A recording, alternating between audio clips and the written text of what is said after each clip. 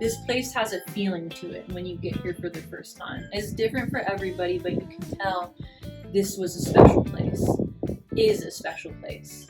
And the more time that you spend here, that feeling grows.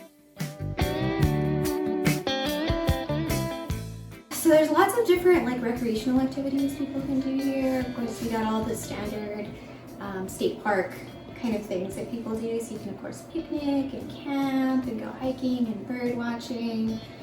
This is also like a world-renowned bouldering site.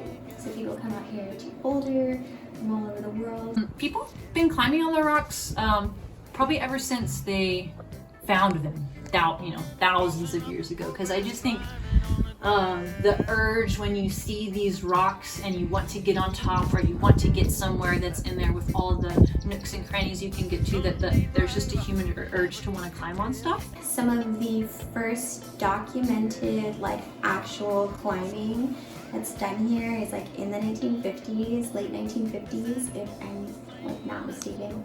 I think Royal Robbins is documented as having like the first ascents of the front side.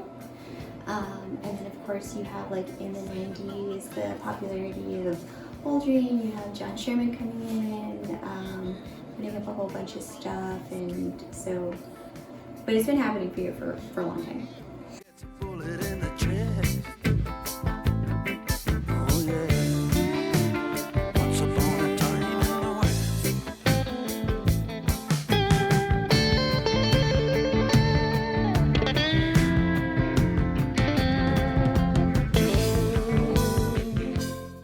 It's also really important like historical and cultural site. So the site has at least 10,000 years of human history. So folks who are into like archaeology or history will come out here.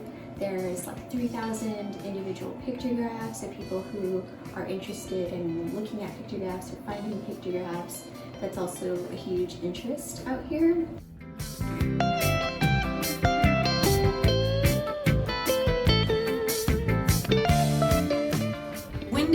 So popular. I think that based on what I've read, probably in the 90s is when like bouldering got really popular, and it started to get more popular then. Because before, and that was the time in the late 90s when the public use plan was developed, because I think the park was getting a little bit more popular, and there was just damage that was occurring over the first 2 decades when the park opened in the early 1970s. So people were just, there was less regulation, so people could go anywhere they want, and so they would leave trash, or they might do graffiti, or they might just harm the resources in other ways. And so after a couple decades of kind of more free use of the park, the people, the rangers and the park staff at the time decided that they needed to develop a plan to protect it.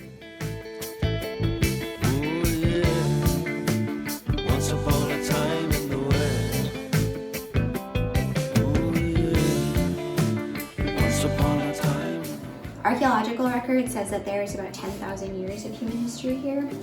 Earliest people that we have record of are like paleo hunters, and so their time here is only known through projectile points. Next major kind of time period group is Desert Archaic people.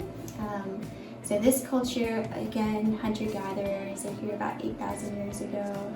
There's a lot more archaeology and evidence of that time period, but they're the first people that leave pictographs on the rocks. Primarily geometric, they're a little bit more abstract, and so that's kind of the first imagery that you see here.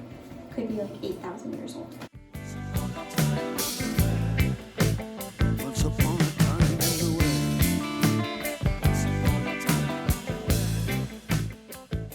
And then you have kind of the biggest time period, Jornada Mogollon. They were here from about the year 400 of our Common Era to about 1450-ish, when this entire region was depopulated. But they are the first people to settle. They're the first people to kind of harness agriculture. They're growing the milpa, beans, corn, squash, and they leave the majority of the pictographs that we see here.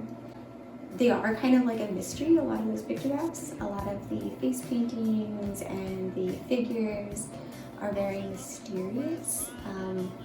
but I think you can still say that they are very important, likely of like spiritual or religious importance. What are some specific rules that are in place to like help protect cave paintings?